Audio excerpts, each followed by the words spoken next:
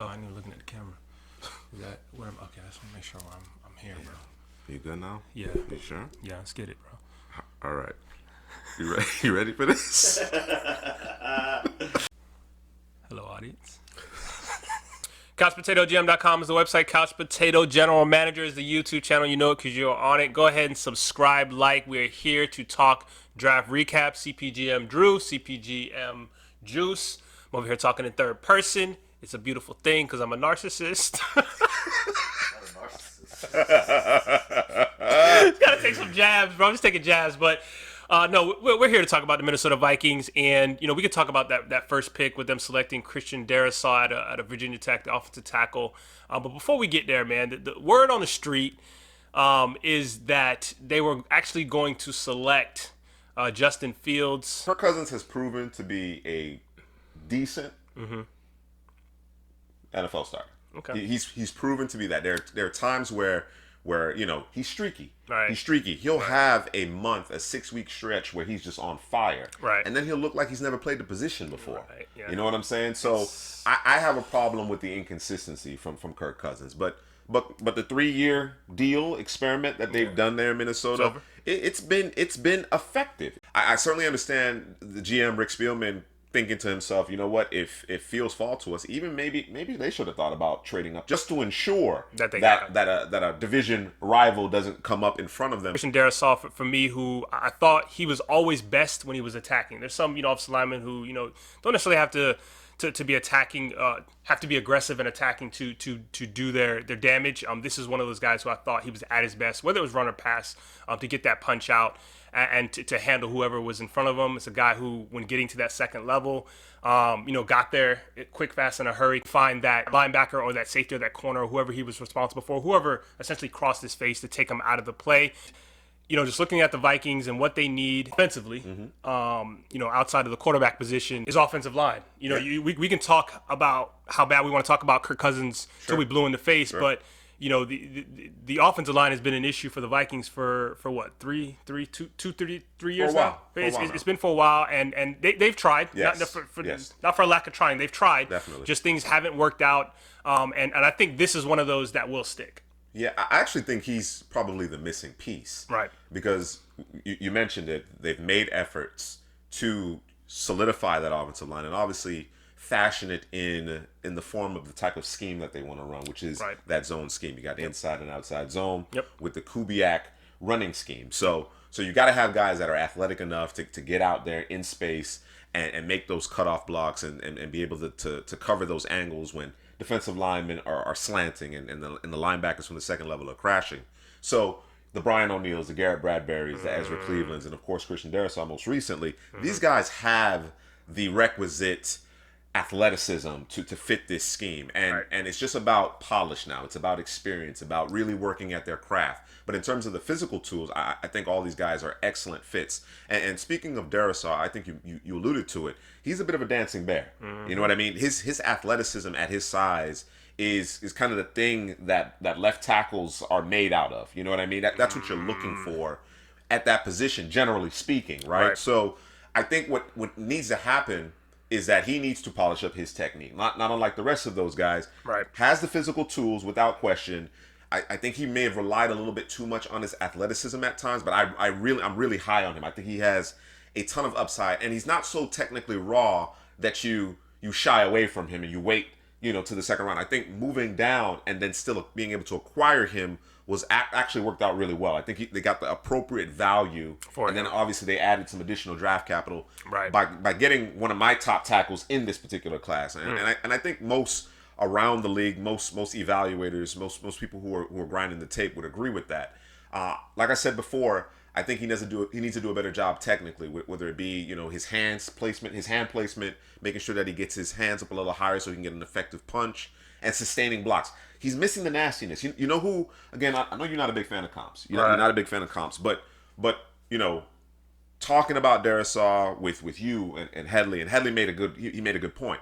Darrisaw doesn't always flash the requisite nastiness. You know what I mean? He doesn't always finish for that size, for that kind of size, that kind of ability. And the player that I kept on thinking about when I saw him in terms of his movement, in terms of his physical frame, was Trent Williams. He just doesn't have that technique level, and he certainly doesn't have the nastiness of a Trent Williams. So if he can hone in on that, I think they have a star on their hands. But again, moving down about 10 or so spots and still getting a player with that kind of upside and a still relatively high floor, I think made a lot of sense. It was an excellent pick from my perspective. All right, so the Vikings didn't have a second-round pick because they traded that to get Ndakwe, which was essentially a failed experiment. Right. But they did ship him off to Baltimore. Baltimore was looking for some help in terms of the pass rush, and they netted a third-round pick. So they end up with 4 third-round picks in this particular draft. And with that first third-round pick, they selected Kellen Mond, quarterback out of Texas A&M. And I know, obviously you finished talking about, Justin Fields. They should have traded up for him, but, Bears cut in front. And I guess this would be the consolation prize. Yep. And watching the tape with Kellen Mond, one of the things that I thought watching him was the talent he was playing with. Like, you talk about Texas, outside of the tight end, I don't know that he had talent out there to throw the football to. Also, people talk about he's very inconsistent in terms of his accuracy and getting the ball down the field and different things. I get all that, but for me, I think he just needed a little bit more. And I thought watching as the season progressed, I thought he got better. Yes. You would have thought he would have been a Heisman winner when he was playing against Florida. Not everybody was. But as the season progressed, I thought he got better as a quarterback, and I think I don't want to call this a steal because it's a third-round pick and he's a quarterback, and he has all the requisite tools that you want from a quarterback. Sure. But it wouldn't surprise me if Mond ends up being, the guy after Kirk Cousins walks away. I actually thought Mond was going to go in the second round. You know what I mean? Because there are enough peaks in his play, even though there are some valleys throughout his career. I think there were enough peaks in his play, and then of course, I thought he performed well at Mobile throughout the practices during game day. That he made enough of an impression. He had developed enough as a quarterback, particularly when Jimbo Fisher started coaching there at Texas A&M. They started implementing more prototypical concepts, and he took to some of that. He did. There's a video out that I did with Matt Hicks of the Rookie Big Board, and we were talking about Mond, and from a fantasy perspective, and of course he offers some value from there for those of you who are into fantasy. But in terms of the reality aspect of things, I thought he was an interesting prospect in terms of a guy that is not just a developmental guy. I think he has enough upside to become an eventual starter. Assuming you take your time with him, you can groom him a little bit, you work on him a little bit. The point I made during that particular video, or rather Matt made as well, was that he's almost too mechanical with what he's doing. And I think that's a byproduct of him thinking too much. When it becomes a little bit more natural to him, I think you'll really start to see the full gamut of his skill set and a little bit more consistency. But to your point, I think just the transition, the player that he was when he entered college, and I'm a big proponent of progression at the quarterback position. I don't want to see you regressing. I want to see you getting better year to year. And he did that. He has a lot of experience under his belt. He's played with bad teams. He's played with good teams. And you could see kind of an even-keeled demeanor. I think that's important at that position at the NFL level. Agreed. So I actually thought, like I said, he was a second-round pick. Maybe not necessarily in terms of the grade. More third round. Early third round is ultimately when he came off the board, which is just fine. But I thought because of the position, he might come off just a little bit earlier. So I think this is a great get at the top of the third round. All right, with their second third-round pick, the Vikings select linebacker Chaz Surratt out of North Carolina. And listen, quarterback turned linebacker. Bro, so you make sure you stick that in there. Yeah, man. If he is clean, if he is kept clean and it is clear, he's gonna make the tackle. He's gonna most likely make the play. Plays fast, plays hard. He's a downhill sideline to sideline linebacker. And with the way that the Vikings are constructing this front four, and we'll get to that as we go down here because you can tell where they're going with this thing. The picture is clear. Mona Lisa, I see you. Is that they want to keep their guys, those guys at the second level, clean. Absolutely. And I think that Surratt would fit perfectly in this defense where everything is kind of downhill. We're gonna play in the A gap. We're gonna jump back out of the A gap. We're gonna play some games. And I thought Surratt was very good in pass coverage. I think this, out of all the schemes that he could have gone into, I think this is a perfect fit for him. It's a perfect fit for him. You hit the nail on the head. I think he does a good job as a pass rusher. Yeah. And that's kind of what Zim is looking for. You know what I mean? You think about what Anthony Barr brings to the table. You can go back a little bit further. You think about Chad Greenway, and then, of course, Eric Kendricks in the middle. Surratt, obviously, is still relatively new to the position, but the production, the fact that he's always around the ball, and what he does well, to your point, fits the scheme.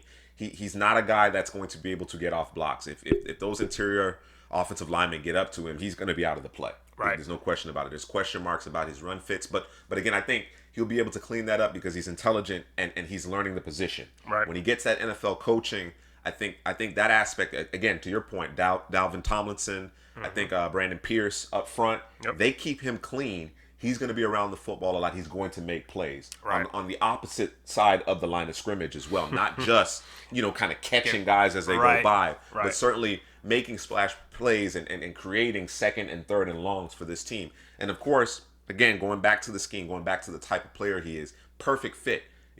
There's an athleticism to him. There's a toughness to him, and he can cover. Right. You know what I mean? And when you have guys at the second level that can cover, it makes everybody's job a little bit easier on the defensive side of the ball. Agreed. Next up, with their third round pick, Vikings select Wyatt Davis, guard out of Ohio State. And here in my notes, I have not a mauler or road grader, but a guy who will hold his own at the point of attack.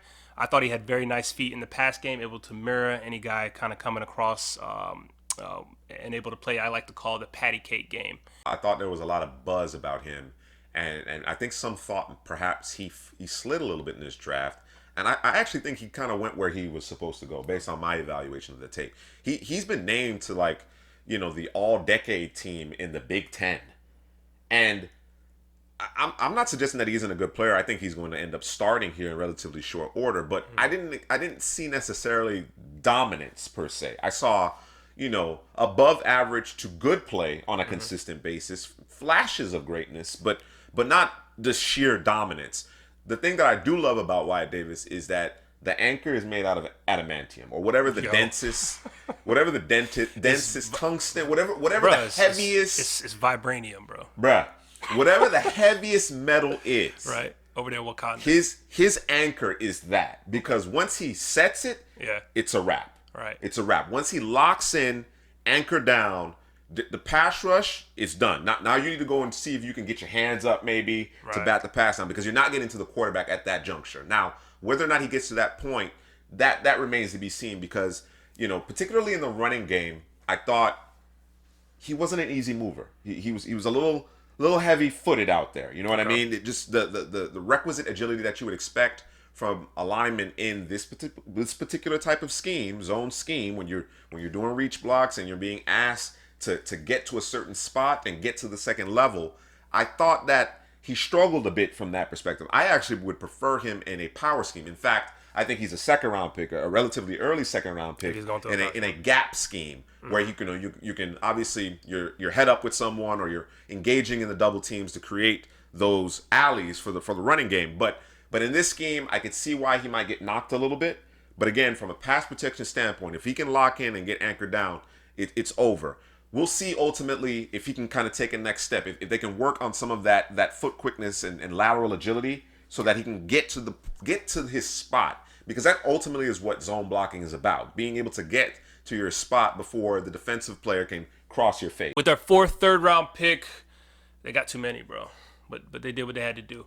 They selected Patrick Jones, the second edge out of Pittsburgh, and I thought he had outstanding burst coming off the edge. Uses his length and strength to defend the edge at the point of attack. I thought that, though, it was a lot of, he tried to use his power and strength to kind of you turn that speed to power, burst through, and then he would just fall short, whether it be because, he just didn't have the strength, or I felt like at times just watching it, I felt like he was just kind of like, that didn't do it. Okay, I'm good. Like, I'm not gonna. There's no second gear. You know what I mean? Correct. Like Absolutely. It's just, no, you were almost there. You almost had him. Why would you keep 1,000%. going? And it was just kind of, and it would just, that was it. And I think if you're gonna play in Mike Zimmer's scheme and defense, that can't be one of those things. That's something that's got to change. You know what I mean? And I don't know. There's certain players that you can't change that. They are who they are. But the potential is there with this guy. It's just that you just kind of you gotta get him there, bro. He needs to focus, and from my perspective, Patrick Jones needs to focus on becoming a technician. You have some inherent physical gifts, right? Yep. But he's not a dominant specimen. Right. Okay, so I have these long arms. I have a pretty good jump at the snap. I need to have a plan. Right. You know what I mean? I need to leverage my inside move a little bit more. Right. You know what I mean? When he's trying to your point, go right through, and there were occasions where certainly his bull rush was good. He had good pad level, and he got up underneath the tackle and walked him back into the quarterback's lap. There was some of that. But I felt too often he was trying to bend the edge. And he doesn't have that kind of gear, to your point, to do that on a consistent basis. And he's going to find less success in trying to do so at the NFL level. So use that length, use those arms, use that hand fighting and quickness in your hands. Use an inside move. I felt every time he used an inside move, he got pressure. Whether it resulted in a sack, a tackle for a loss, a hurry, whatever the case may be, every single time he used an inside rip, a spin, a swim, a crossover type of rush upfield, he was successful. But it didn't seem like he had a plan. It was just kind of, I'll just kind of let my body take over. Understand what you're doing, understand who you're facing, and understand how to attack that individual. If he takes more of a technical approach to what he does, considering that he does have some tools, I think he'll be a very solid edge player in Minnesota. Certainly, he has the willingness to set that edge. You know what I mean? He's not a terribly big guy, but he certainly has the willingness to set a physical edge. There are occasions where you see kind of a dogged type of approach, and then there'll be some times where it's like, okay, like you mentioned, that initial rush didn't get it done, so I'm gonna chill. You know what I mean? Yeah. That'll show up on tape. That's gonna show up on tape, and especially dealing with a guy like Mike Zimmer, that's not gonna sit well. But I like Jones. I think, again, some additional coaching. I thought there were a lot of good defensive players from this Pittsburgh team. The Panthers brought it. If you look up and down the roster, and you look at this draft class as a whole, and even year to year, the Pitt Panthers always seem to have quality defenders, and Jones is another guy in a long line of them. With their first fourth-round pick, they got themselves a weapon. Running back, Iowa State, Kene Nwangwu. And watching the tape, you can see that this guy has... You watched the tape? Yeah, I watched the tape. How much tape did you see? I was watching Breece Hall, and this guy kept popping up. I'm like, bro, why they gotta keep putting this guy on the field, bro? I don't want to see this guy, bro. We on that Antonio Gibson thing? Is that what that's? Okay, no. What's going on? Okay. Let me adjust. Let me not say weapon. Looking at the talent that Kene is, he's a 4-3 guy. He's a, what do we call him? Sparky guy. But I think that there is room on the roster for this guy to play running back, specifically in this scheme. I think he is a change of pace type back. He's going to be faster than a Dalvin Cook. Obviously faster than a Matson, and it's a guy where if you caught slipping, he could be off to the races.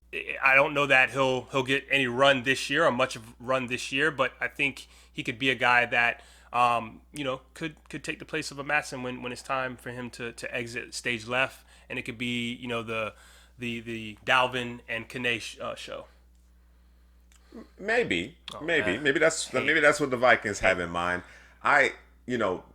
Kene Nwangwu never had more than 61 rush attempts in any of his 4 seasons at Iowa State, so he was lightly used. Of course, being behind David Montgomery, Breece Hall. Thank you. I understand that. You're right. Sparky numbers. He clearly has an excellent athletic profile. The system obviously can kind of help mitigate a guy who may not necessarily have the greatest of I like to call soft skills at the running back position in terms of vision and the innate feel for the position. So certainly that can help mitigate. Where Nwangwu is going to make an impact, if any, is going to be on special teams. Now, down the line, can he be a contributor? That remains to be seen. You said that he's going to be faster than Dalvin Cook. Yeah, on the track. I don't. Listen, football speed is different. No. Football speed is different. You could see the speed on the field, though. It didn't change for him. Okay. When he was able to get out the field, I'll give you that. Okay. I'll give you that. If I'm a Vikings fan, I do not want to see Kene Nwangwu on the field. I want Dalvin of course. First, second, third, and last. And I know you're not debating that aspect of things. Right. My point is that I don't know that Kene Nwangwu is worth this particular pick in the 4th round, early in the 4th round. I don't like it. Bro. They got plans. I don't like it. Maybe if they have a specific role for him where he's going to enhance Kirk Cousins. Yeah. I get special teams is the 3rd phase of the game. It's very important. Don't. I certainly understand that. But you know what? You can get running backs. You have your running back in Dalvin Cook. Right. You can get running backs. You can get guys to go all out, balls to the wall for you on special teams. If he is, Cordero Patterson, for example, in terms of the kick return game, okay, maybe then. Maybe you're on to something.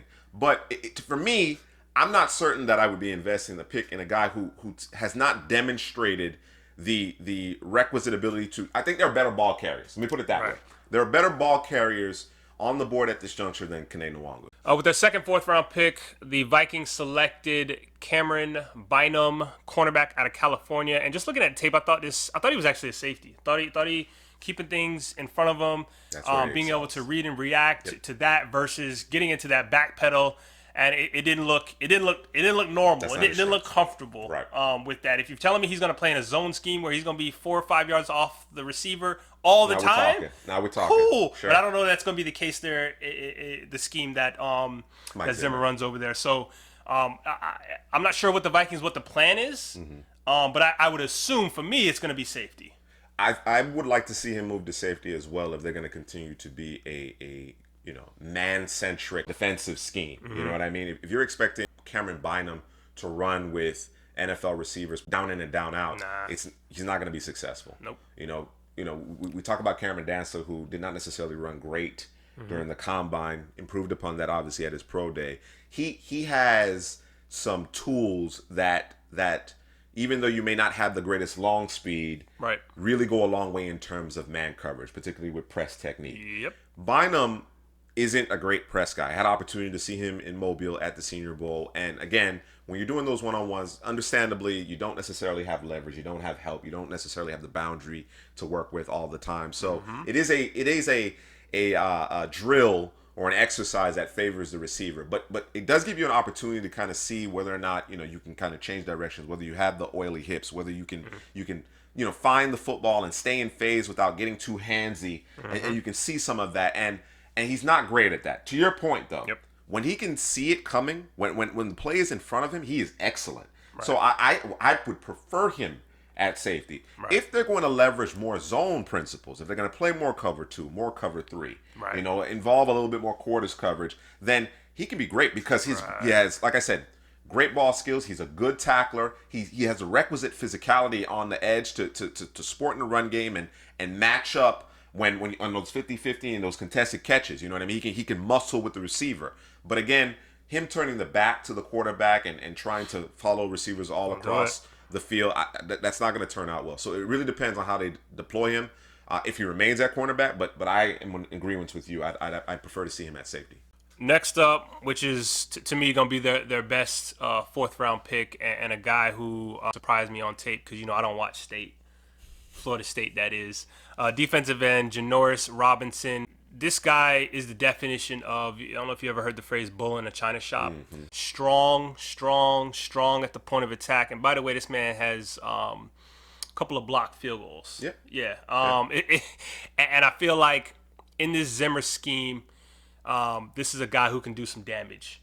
This is a guy who, he's like you ever seen those, you go to the little pottery class and you got the thing spinning and you're trying to mold it and all of that. And I think it's the high quality clay. Sure. Robinson is, and you just got to mold it, let him dry out, and then you can see the finished product because he's on the cusp, bro. He's on the cusp. When you consider what the Vikings did last year in the draft, James Lynch selected Jalen Holmes and DJ Wanham, and you're putting these guys that all have things that they do well but aren't necessarily special per se. Right.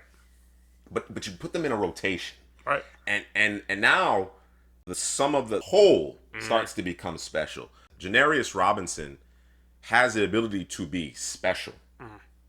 I think this guy can be special. I agree. He is, when you talk about tools, and sometimes when we talk about tools, we talk about just measurements. You know what I mean? And nothing. You don't really see anything on the field. You just see the measurements, and he body beautiful, and he looks the part, and all of a sudden he's that guy. Right. You know what I mean? But typically that doesn't pan out because that individual is not a good football player. No, Janarius Robinson is a good football player. Yep. He just needs some polish. Right. He is a diamond in the rough, if you ask me. And there's a lot of room to grow as a pass rusher. He already does some things that are advanced and gets you excited. Yep. Like I said, with the requisite professional coaching, because of course what they did at Florida State, at times you're playing out of position, you're not getting great coaching. It's been rough. It's been rough since the Jeremy Pruitt days. At FSU, it's been rough. Right. You know what I mean? So you clearly didn't see the best of him. He got better. He was at Mobile. He got better every day. Yep. With that coaching, and he's just scratching the surface. I actually, going into my preparation for the Vikings draft class, I thought that Jones was going to be far and away the guy. Right. You know what I mean? Yeah. But when I really took a step back and looked through an objective lens, I actually have more. I think the upside of Robinson is pretty tantalizing. I don't even necessarily think Robinson is that far off in terms of polish, per se, at this juncture. He could be the guy that you see most frequently opposite Danielle Hunter. He has that kind of upside. Bro, I think they got to steal with that guy. Yeah, bro. He looked different, though. He looked different, bro. I was just looking at him like, bro, what? Like, he looked like a game record, bro. That's exactly what he looked like. Like, what y'all gonna do with him? What's the plan for this guy? Absolutely, he shows those flashes of, no, they're gonna have to, when they go to install on Wednesday and they do their team meetings, the opposition they have to put him out there. Yes. His name has to be bolded. Like, we gotta account for this guy. He certainly has that level of talent. We'll see if he actually taps into that. Right. But it's easy to get excited about his prospects. It really is. And the fact that, of course, they're getting him in the 4th round makes it that much sweeter. With their first 5th round pick, the Vikings selected out of Iowa, Ihmir Smith-Marsette. And watching the tape, I thought that this is the element of wide receiver that this football team is missing. To me, this is a guy you can place in the slot. It's a guy you can put outside if you want. I thought he was a weapon that could be used on bubble screens. It's a guy who can stretch the field. I think that you have like you say, bevy of weapons that teams are going to have to contend with. Because it's nice if you have a Jefferson and you have a Thielen. But if there's not a guy that teams are spooked by in terms of a guy who can stretch the field, we know those are those two weapons. We know what we got to do with those two guys. But if it's a guy that can have that one-on-one coverage and get over the top and do some damage, or even if the ball's not thrown their way, at least he's pulling safeties and an extra defender that way, it opens up things for the guys that are already on the roster. This is a needed pick at this juncture for a couple of reasons. So one being the fact that the ability to stretch the field. Not that Thielen can't stack defensive backs and Jefferson can't get vertical, but it's a little bit different. It's a little bit different. Particularly on the double moves. He creates a ton of space and he eats up cushion because of that long stride he has, right? And I think, at Iowa, of course, they don't have a particularly proficient or rather efficient passing game there. They had to manufacture some touches, so they got him involved in some of the jet sweeps and things of that nature. So he can do a little damage with the ball in his hands as well. I think, again, when you start thinking about guys who tested well, you think about what can they do, not only in terms of offense, but in terms of special teams and being able to use some of their athleticism. Right. This guy averaged nearly 29 yards per kick return. So again, a guy that can help with field position and then, of course, to your point, take the top off the defense. The depth chart isn't great. Olabisi Johnson has shown a little bit. Chad Beebe has been used sparingly. Maybe we see a little bit more KJ Osborne this year. Right. I don't know exactly how that's going to shake out, but there's opportunity here for Ihmir. Next up with their second 5th round pick, they selected Zach Davidson, tight end out of Central Missouri. And this guy was this is one of those smaller school guys. Division 2 guy.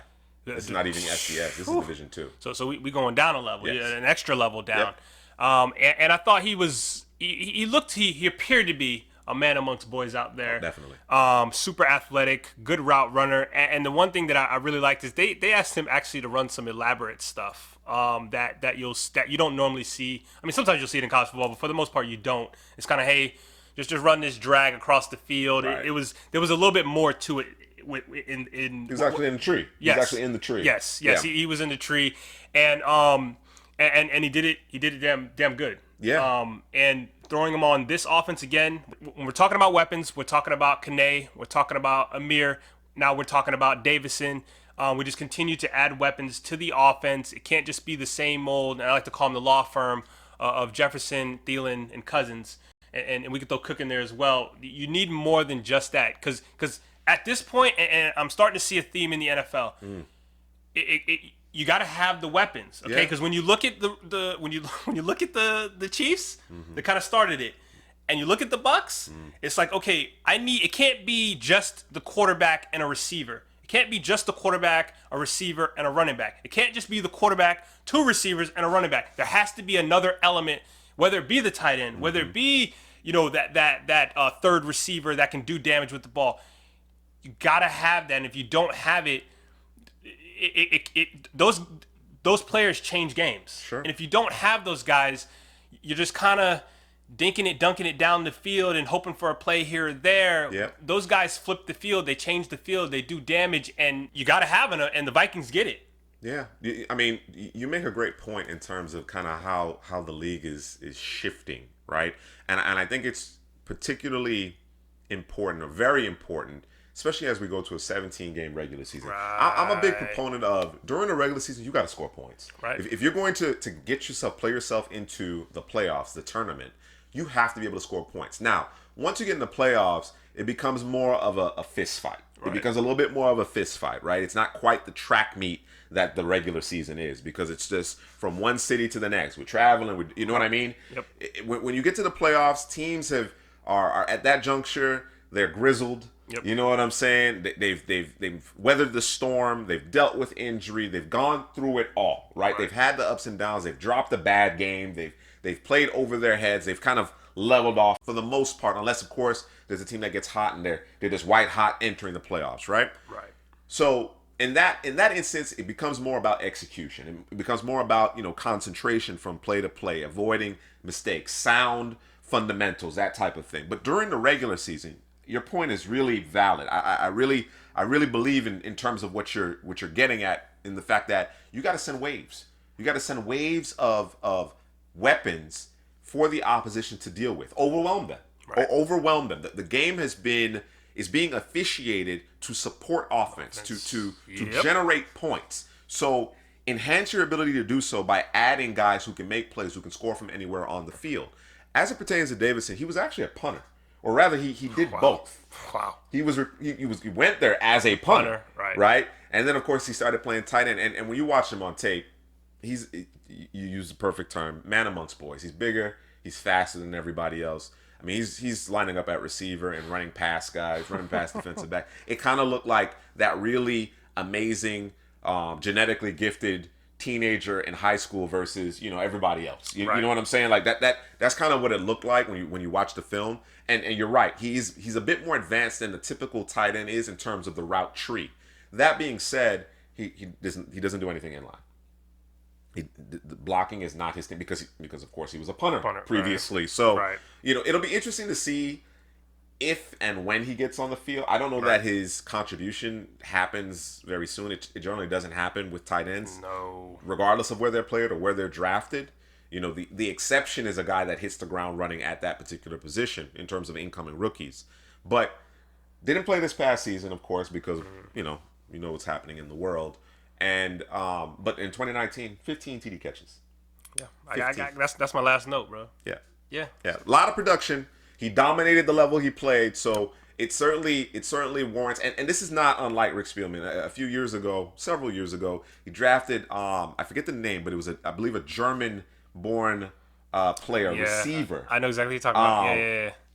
And real sparky, really had a lot of athleticism. Of course, that didn't plan out, but Spielman will do this type of thing. And that's what you see from Nwangwu. I think that's what you see from Ihmir. Let's see if we can get a guy who has unique physical ability, and see if he takes to some coaching and see what he becomes at this juncture, because you're looking for upside generally at this part of the draft. With their last pick in the 6th round, their last pick in the draft, period, they selected Jaylen Twyman, defensive tackle, Pittsburgh, and Pittsburgh had all kind of guys drafted from that defense. Telling you, man. But with this guy, this is a guy who is a little bit different. I think this is a piece that this is a guy who I'm going to call him a piece. This is a guy who you would use when you are running games up front, because I thought he had great timing, great pacing, kind of understood what his role was. He may not be the guy that's going to sack the quarterback or blow up the player, but he's doing his part because he knows his guys are going to do their part, which is destroy the play, whatever it is, and he understood it. So sometimes you need those guys, the guys with the headsy guys, to come on the field, and this is going to be your role, maybe 6-7 plays a game. Obviously, he's a 6th-round pick, so, does he make the roster, does he not? Because I thought, at the point of attack, I didn't think he was really that strong, and he's got some technique things he had to work on for me, but just in terms of his positives, he understood his role, and he did it well, and you need those guys, period. What's interesting about Twyman is that he offers a skill set as more of a 3 technique that the rest of the guys may not necessarily offer. So, and I think that's necessary when you have that even man front. Interestingly enough, he didn't play this past season, right? He opted out, and then he did a really bad job at the pro day. And I think that's why he fell as far as he did. Okay. Because Twyman led Pitt in sacks in 2019. Wow. He had double-digit sacks from the interior, the first defensive player from Pittsburgh to lead the Panthers in sacks since the greatness that is Aaron Donald had been there. So he has ability. What you saying? What you mean? You put Aaron Donald and him in the same sense? No. Okay, I'm just making sure. I'm making it clear, bro, because somebody down in the comment section gonna say something crazy, bro. Listen, I know this is a Vikings video. Aaron Donald is the best player in the league. Period. I don't care what side of the ball. Best player in the league. All right? That's how I feel. Okay? At any rate, I love Dalvin. Probably my favorite running back in the league currently. Anyway, Twyman offers some of that ability to get upfield and to affect the passer. You mentioned it. He works best when he's working in unison with guys, but what I really like about him is his hand usage. It's like it's kung fu out there. You know what I'm saying? It's praying mantis in terms of his hand usage. Whether it be a swim move, a rip, whatever the case may be, he does it. Like the offensive linemen, particularly the interior offensive linemen, they struggle to get locked in. They just can't keep their hands on him, and he's always moving towards the quarterback. He's always making his way and collapsing said pocket. So I think, as I mentioned, Minnesota's on to something in terms of their defensive line. They have, over the last couple of drafts, added a lot of players that I think can formulate a really impressive rotation up front. We're talking about 8 players deep here. And the last time I saw a rotation that impressive wasn't star-studded, but a lot of really, really good football players, was back when the Seahawks won their Super Bowl. Right. Everybody talked about the Legion of Boom, but to me, they were most successful when they had waves of pass rushers coming at you. Just waves, one after the other, right? Yeah. I think the Vikings may be building something along those lines. I think because of the fact that Twyman opted out this past season, and then he showed up to his pro day, and he was bad. He was bad. We're talking like 5'5". Ooh. Again, at that position, you're not terribly concerned about 40 times, but then the splits weren't great. You know what I mean? Yeah. The testing was really poor. For you to opt out, even with the strength of a great 2019 season, double-digit sacks from the interior, really impressive. Right. Typically, when a guy performs like that, especially after not having any additional film, they're not drafted at all. They become priority free agents if they have really good tape, right? He was still drafted. Right. He was still drafted because that tape was so impressive. Right. You know what I mean? And he does play with what appears to be more athleticism than what he demonstrated during his pro day. So I expect Twyman to make the team. I do. There's a lot of competition up front, but I do expect him to make the team. In your humble opinion, did the Vikings do what they needed to do in this draft? Did they fill their needs? Is it ready, set, go for them? Where do they fall on that scale? I think this is the best team they've had You know, you might be able to debate that because, of course, you know, Stephon Diggs moving on to Buffalo. I'm trading Stephon Diggs. But, of course, Justin Jefferson played great last year. I expect him to continue to play at a very high level. I think this might be the best team they've had since Cousins has been in town. Oof. I think okay. It might be. I'm not. Don't quote me on that. I'm not absolutely certain. I would have to really examine the rosters from previous years. But I think considering what they've now developed along that defensive line in particular, they're getting healthy. Okay, they get Anthony Barr back and Michael and Eric Kendricks back. So you're getting healthy at your second level. You got another year of experience for your defensive backs. Harrison Smith's still roaming. They bring back the greatness of Mackenzie Alexander. You didn't think I was going to get that in there, but they bring back the greatness of Mackenzie Alexander. So you get some Zim guys. Right. You know what I'm saying? Back in that secondary along with some young guys. And then, of course, we talked about it. They've added more talent, more weapons along the offense. And then, of course, you know, they appear to have gotten 2 starting offensive linemen in this class. I don't love the Wyatt Davis fit.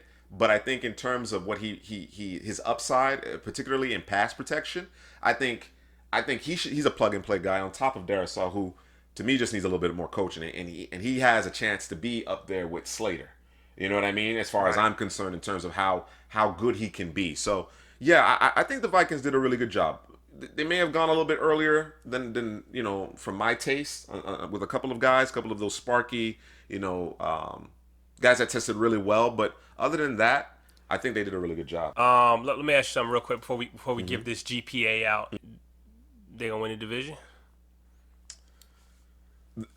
As far as I'm concerned, with the Aaron Rodgers situation as it is, I think this division is up for grabs. So Green Bay is in flux. Detroit is rebuilding. I think Detroit is going to be competitive, but they're not ready to win at that level.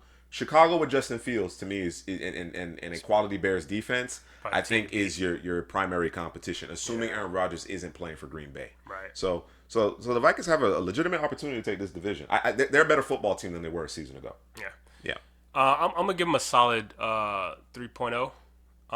That solid B, just because of they've filled the needs. You know, they've solidified, gone and solidified that offensive line. They've gotten weapons for the offense. They understand we can't go back to the law firm that we've been doing for the past couple years. And defensively, they understand the weakness, and they've understood we need a variety up front. Can't just be the same old, and they've done that with the guys that they have. So I'm gonna give them a solid 3.0. I'm with you. I might give them a little bit more boost. Again, there were a couple reaches I thought in there. Or at least one reach in particular. Running back? Especially the running back. Definitely Nwangwu for me. Right. For my taste. But I think anywhere from that 3 to 3.25 range for me. Because I thought they found starters. They managed to get 2 starters along their offensive line.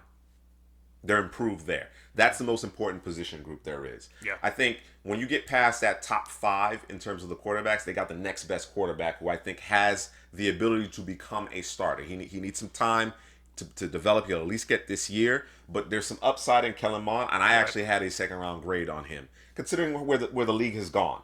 In terms of how the game is being played, I think Kellen Mond was a second-round talent at the quarterback position. Given that you're typically going to overdraft quarterbacks a little bit, It's understandable. Texas. And then what they did in terms of Chaz Surratt, who could eventually be a starter. He could be starting as soon as this season if you feel comfortable with him playing with Eric Kendricks and Anthony Barr, or he may be an understudy for a year because, again, he needs some seasoning as a linebacker. And then you start talking about Patrick Jones and Janarius Robinson and my guy Twyman. You know what I mean? I like I said, between what they did last year in the draft and this year in the draft, I think Minnesota's on to something with their defensive line. Do not be surprised if they don't become one of the better units in the league here in short order, because they offer so many different types of abilities to win up front. You got guys who are just, you know, full throttle. They're going to give you a ton of effort, and they're going to make it hell on the guy opposite of them. You know what I mean? Then you got guys who have more upside and more skill and more talent to make plays as well. If you can keep Danielle Hunter healthy, you can keep your backers healthy at the second level. The young guys on the back end, they continue to grow and develop. Like I said, a good 3 to 3.25 for me. It's something to be said about when an offensive lineman has to deal with a variety. Like, okay, this guy's coming. It's one of the reasons why Aaron Donald's so good, right? Is you don't know what's coming because he's coming with a bevy of things. You know, he's pulling tools out that he did 6 weeks ago that you missed on film because you wasn't going back 6 weeks, and now he's pulling that out on you. And the Vikings are doing that. They can't do that with one player, so we're going to do that with a bunch of players, right? Dang, what does this guy offer? Okay, now I got to go to this guy, and it becomes it's not only a physical thing, but now it becomes a mental thing. Now things start slipping, and plays start being made by the defense, and it just kind of goes downhill from there. So, Viking fan, let us know how you feel about your draft. Is there a pick in there that you really weren't comfortable with, you really didn't like, or did they miss a guy that you thought, hey, we should have gone and got that guy versus the guy that they got at a particular point in the draft? Likes, subscribe, and comment.